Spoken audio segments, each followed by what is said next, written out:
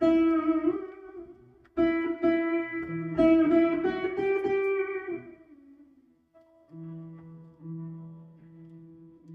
what did you think about the documentary you watched? Well, that was a fantastic thing.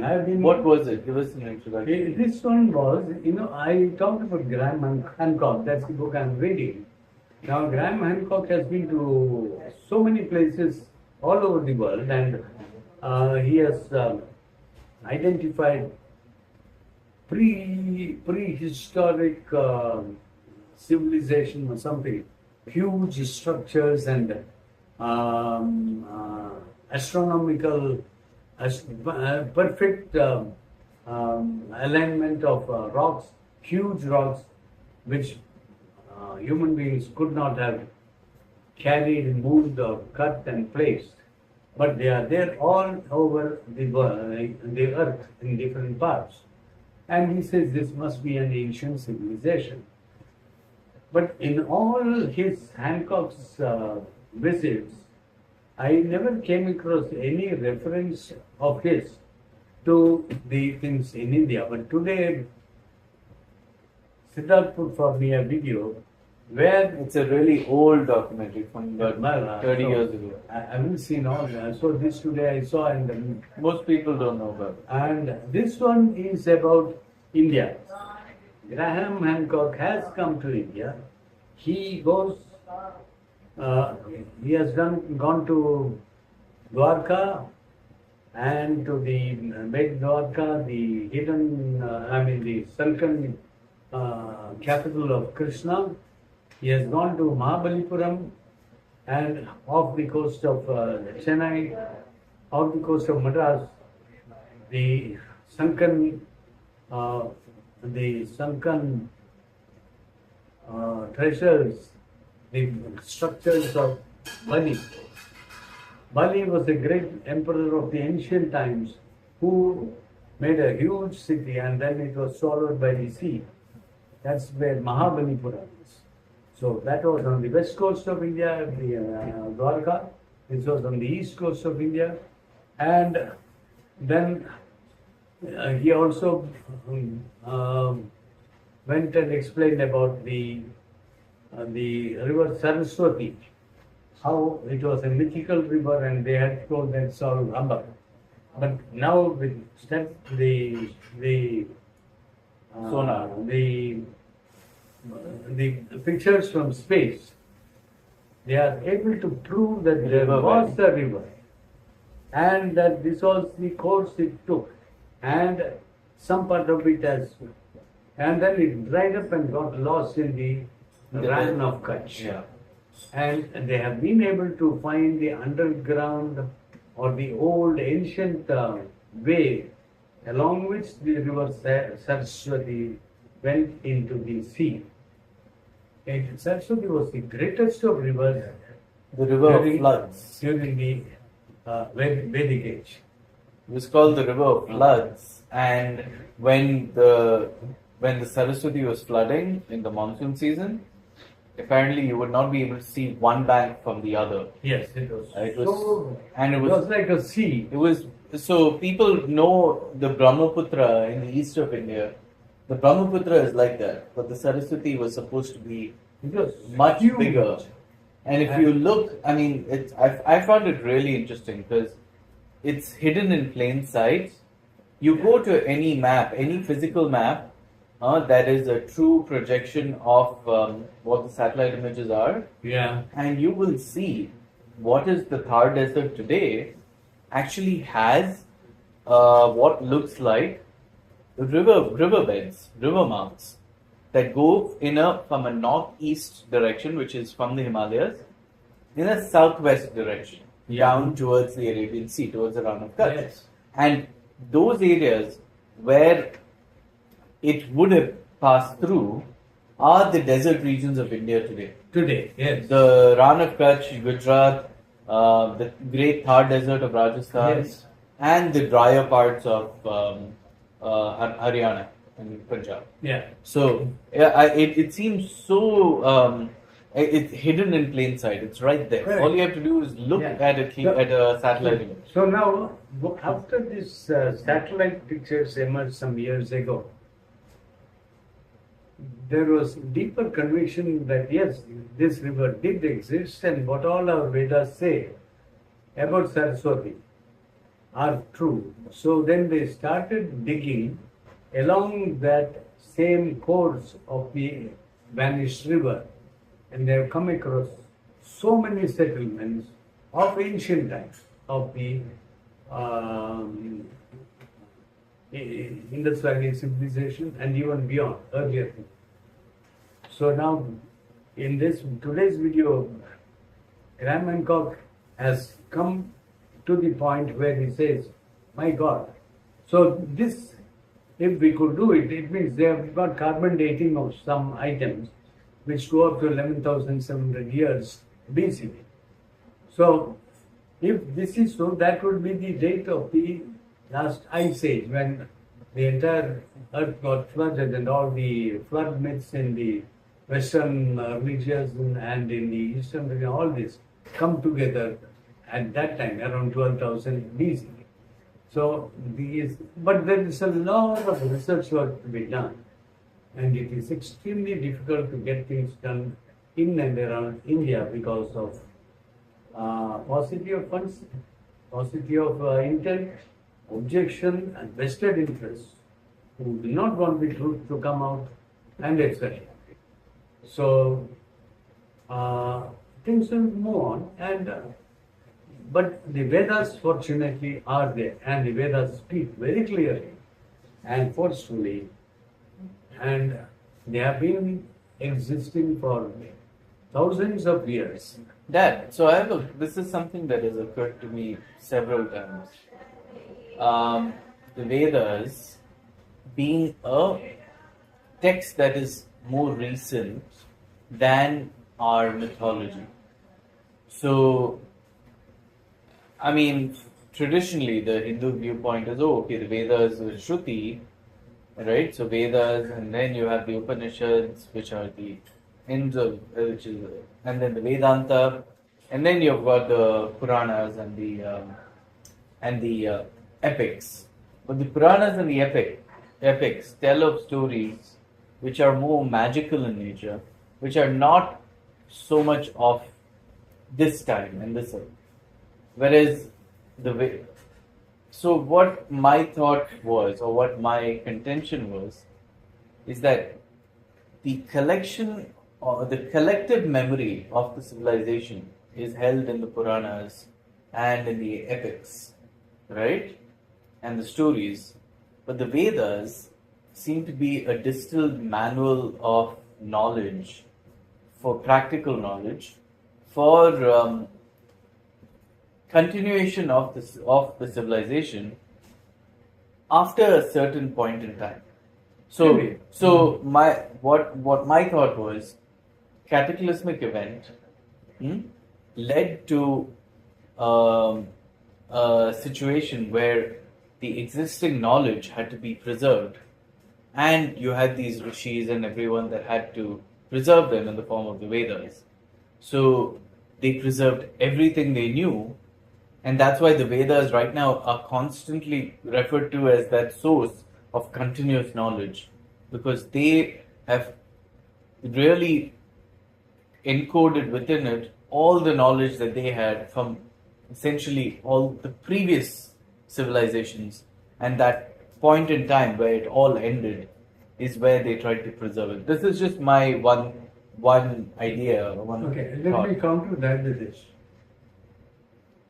Would you accept that at one point when this major cataclysmic event is happening and everything is about to be washed out, so the wise people, the learned people, and the knowledgeable people, they come together and say, yes, we have to preserve all this, otherwise it will all be destroyed. So gather all the data we are having, and then put it together into this particular code, binary code or whatever code they had, This Not during a cataclysm, after the survivors Yeah. who were still bearers of that knowledge codified So, it. these things, the Vedas, when you say they are Shruti, means these people, not even people, the Rishi would sit and do tapas. And what is this tapas? Tapas is not saying drum, drum, drum, drum, drum, drum a million times. It doesn't become tapas. Tapas is an inner engineering where the person focuses in his mind and his body, brings it into sharper and sharper focus, gets control on his every indriya, and generates the power from inside his own body, and that power he uses to reach out into the cosmos and to contact the infinite intelligence and download certain wisdom. And these are not like you have a program, you can't download everything. You download one particular application like that. So then that he downloads and then he teaches to his students. Like that, so many rishis have downloaded so many of this knowledge from there. And this happened over thousands of years. It's not as if it happened in this date or that date. It is impossible to date this. So there is an unending series of these great sages who have done tapas for countless years, and they have downloaded. Downloaded is a very apt terminology for today's generation. From the Akasha. From Akasha, from ether. They have downloaded this and then they have passed it on to their students, who have passed it on to their students in Parampara. And fortunately, we have this. What we have today is not the entire body of Vedas. It's not everything. That's my point. It is only a part of the Vedas because many of the aspects of Vedas have become extinct or have been destroyed or we have lost. It was an oral tradition, so it was never written down. But these oral traditions were so perfectly maintained and carried forward so that errors in transmission due to transposition, omission, or that would not take place. Cannot take place. It's either the whole file is deleted or so it's preserved. In fact, much research needs to be done, and hopefully the coming generations will have the ability, willingness, and resources to do. My fear is just like how files are being deleted with each passing generation, especially with your generation becoming aged, there's not just going to be certain sections being deleted. The whole majority of it is just going to be lost. And that is the fear. But that's where the beauty of the Smriti comes. That's where the epics, the Puranas, those are easily transmitted amongst Exactly. I was coming to amongst the population. If you have heard the story of Bhagirath, the Ganges was in the heavens, and there was a king Sagara. Sagara's sons were very licentious and they behaved very badly with all the wives of the rishis and all, and they were cursed. So their bones were lying in the dry land, and they could not get a mukti. One of the descendants of those was Bhagirath. And Bhagirath was told, I forget the story, Bhagirath's father told him that he has to bring the river Ganga from heaven and wash his ancestors' bones in the rivers Ganga water so that they'll get moksha. So Bhagirath does so much of penances. Bhagirath Prayatnam means such like so much of effort over hundreds and hundreds of years until he succeeded. That's why it is called Bhagirathi. That's a very long story, and it is there in these our Puranas. It shows certain historical data about when and how the river Ganges was brought down from Himalayas to the plains. If only somebody does detailed research, they could unearth some information.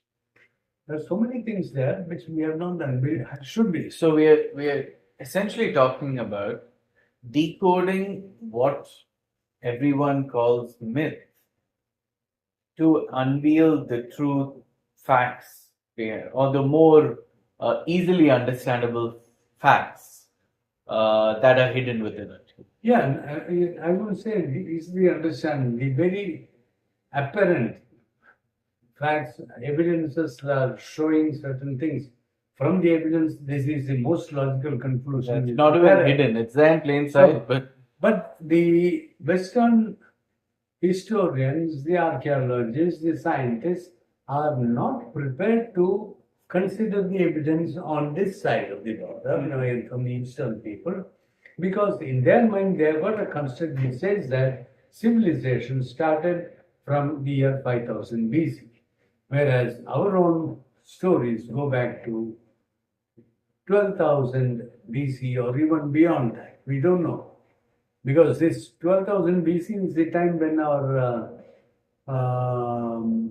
this new yuga started, and all the story of Krishna and Mahabharata and the Ramayana was even before. We have in the Bhagavatam, Srimad Bhagavatam talks of Matsya, Kurmam, Varaham, Narsimham, all the avatars which are so ancient, and those years are beyond the purview of the Western thought.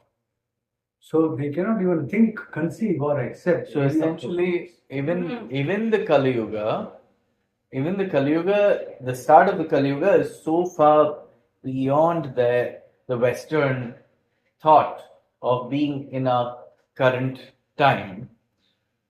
But they are drawing the line so much sooner or so much closer to our current time. Yes. The Indians have established that, 12,000 years ago the Kali Yuga started. And before that, there were 3 other yugas of much larger time frames. Yeah. So that's how old human civilization is. Yeah. And that also comes to the point that Hinduism, in being this repository of all this knowledge, is actually a repository of all human knowledge. Yes, it's not absolutely, yes. It's just that the people in India that recognize it are the only ones that revere it and consider it holier than thou, but no one else does. So because of that, they call the people of India Hindus, but it's actually knowledge of the whole world. It's knowledge of human civilization. Absolutely. Yeah.